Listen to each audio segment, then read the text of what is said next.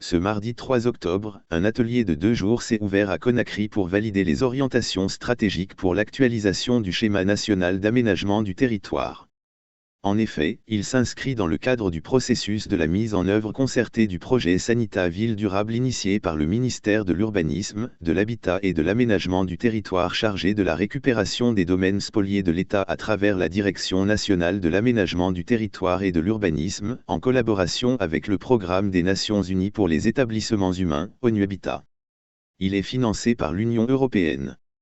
Dans son discours de bienvenue, la représentante de l'ONU Habitat en Guinée, Gwendoline Mentrier a rappelé que le schéma national d'aménagement du territoire de la République de Guinée qui date de 1991.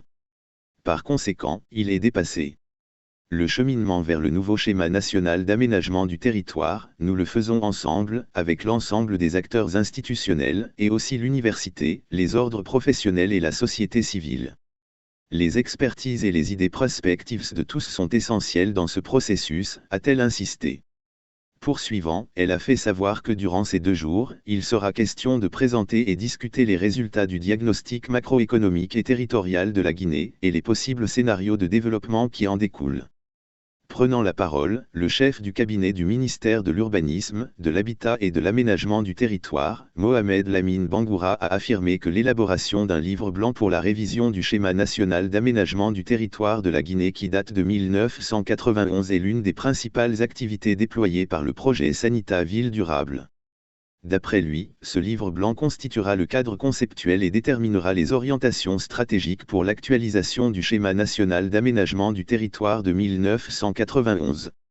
Cette initiative qui entend fournir les documents de planification stratégique et territoriale pour bâtir l'avenir urbain de la Guinée à l'horizon 2040 est mise en œuvre par mon département, grâce au concours financier de l'Union européenne et l'appui technique d'ONU Habitat, a-t-il insisté.